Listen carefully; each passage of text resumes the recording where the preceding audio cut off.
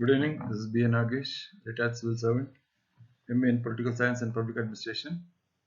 Today we continue a discussion on the 2020 GS4 paper, Ethics. The question for discussion: what teachings of Buddha are most relevant today and why? 150 words, 10 marks. So this, if you analyze the question, it is a very static question, but applied to the contemporary times. So because he's not asking for the principles of Buddhism, he's asking their relevance in the present. That is the fourfold truth and the eightfold path enunciated by Gautama Buddha. So this particular question has come from part A of the paper. Now general studies ethics, basically there are two parts. Part A deals with the concepts like aptitude, attitude, emotional intelligence, then the contributions of thinkers, that is Western political thought, Indian political thought, transparency and accountability, RTI, Citizens Charter, Whistleblower Protection Act, all this come in part A. Part B basically deals with the case studies. So the split of marks refers to 125 or 130 in part A, 120 in part B, total 250 marks. Like as in other questions, we start with an introduction. Buddha's teachings are not only for the 6th century BC, the period in which the Buddha lived and preached, but for the 21st century as well. So in the introduction, we are making it clear that Buddhism has its relevance even in the present. It is not restricted only to the 6th century BC, that is the time of the Buddha, but for the 21st century as well. The noted philosopher Dalai Lama expresses the same as the 20th century was a century of war and violence. The 21st century is one of peace and dialogue. So this is a very beautiful quotation of His Holiness the Dalai Lama when he says the 20th century was a century of war and violence. The 21st century is one of peace and dialogue. So all the more Buddhism is relevant in the present. We see the main teachings of Buddha and their relevance today. Need to avoid greed and desire. See, if you see the functioning of the polity, you see the role of the civil service, you see the role of the political element. It is their greed and desire which has led to corrupting the system. It is the desire to make a fast buck. It is the greed and desire that has led to the emergence of the politician criminal bureaucrat nexus. Ignorance or delusion, hatred and destructive urges. So these are very much relevant in the present. See, these particular factors like greed, desire, ignorance, delusion, hatred and destructive tendencies. See, these tendencies, if they are curbed, if they are given a go by or at least minimized, the country would be a better place to live in. As I told you, how these factors are playing a dominant role in corrupting the polity, corrupting the political system, and leading to the emergence of criminals in politics. So the principles enunciated by the Buddha stand relevant even now. Coming to the discussion of the Eightfold Path, right understanding.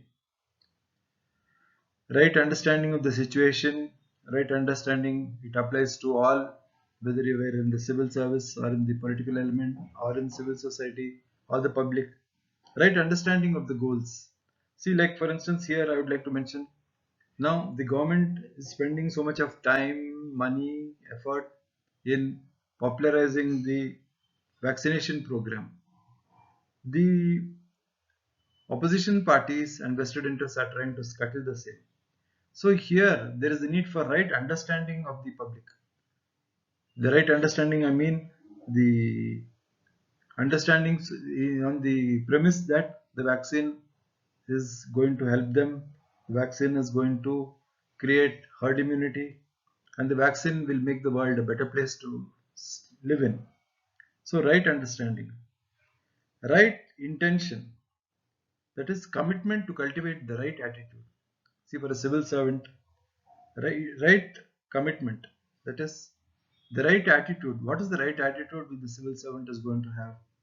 Attitude to serve the vulnerable groups, attitude to create a corrupt free governance, the intention for a quicker, faster service delivery.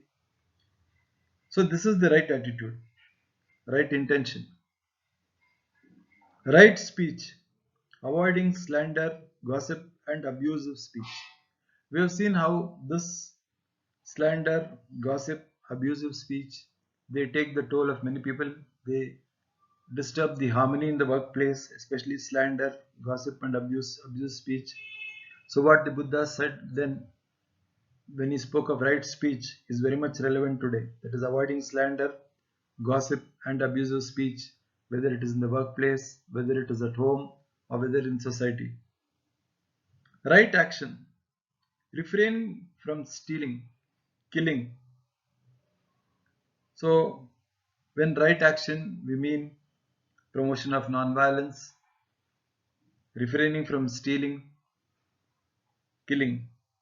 Right livelihood, making a living in ways that do not cause harm, such as exploitation or killing animals or trading in intoxicants or weapons. See, this particular principle of the Buddha, precept of the Buddha, right livelihood, we find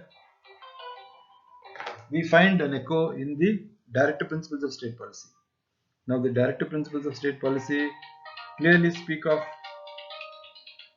ban. The directive principles speak of ban on exploitation of or killing of wild animals.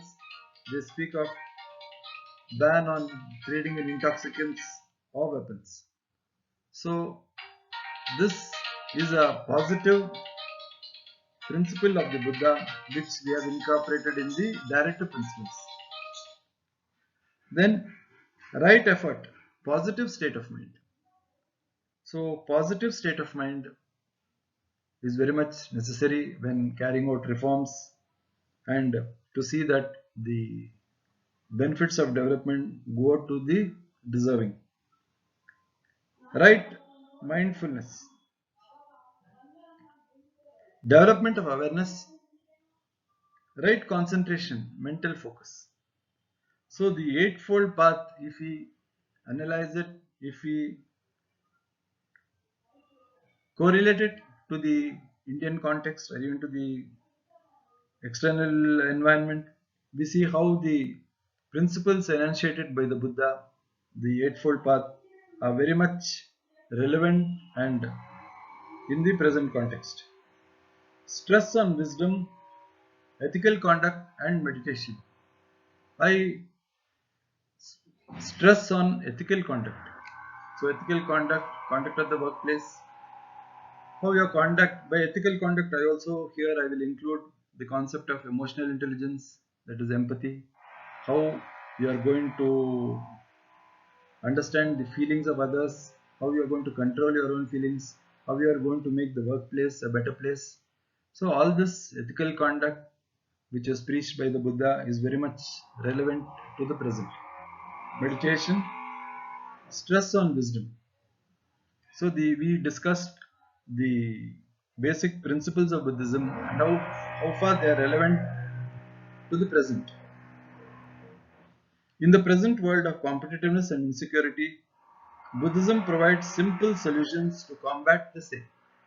So this is an important message of Buddhism. That is, in the world of competitiveness and insecurity, simple solutions provided by Buddhism. That is the fourfold path, then the four noble truths, and the eightfold path. How we find the concepts relevant in the Indian context and also in the international arena. So we concur with the the sayings of the Dalai Lama saying that while the 20th century was the century of war and peace, war and violence, 21st century is one of peace and dialogue. So peace and dialogue by by honoring the precepts of the great philosophers of the past. So in this particular question, we are highlighting the contributions of Buddhism. We are showing how they are most relevant today. Why they are relevant, I told you. When we collaborated with the Indian context and even the international context, Buddhism is very much relevant. The hatred and destructive urges, like this is mainly we keep in mind the hatred and destructive urges of the terrorism of the extremist movements and even the havoc caused by left-wing extremism in the Indian context. So all this can be avoided if we avoid greed and desire. So this is in brief the discussion on the teachings of Buddha and the relevance. I took up only the Eightfold Path. I analyzed the components of the Eightfold Path and I linked it to the present, linked it to the functioning of the polity, linked it to the functioning of the external environment. And my conclusion in this regard would be the teachings of Buddha are not only for the 6th century but for the 21st century as well. The noble precepts prescribed by Gautama Buddha, like right intention, that is cultivating the right attitude. Unless you have the right attitude, you cannot deliver. So the right attitude is the need to deliver, then avoiding slander, gossip, and abusive speech. The most important thing which I find relevant is right livelihood. That is protecting the environment. They finds an important place in the directive principles. Killing of wildlife, that is protection of wildlife, again in directive principles. Ban on liquor, trading in intoxicants, again directive principles. Right effort, positive attitude, right mindfulness, right concentration. So these are the attributes which are very much necessary in the present and should be inculcated to the ruling elite, whether it is the political element or the bureaucratic element.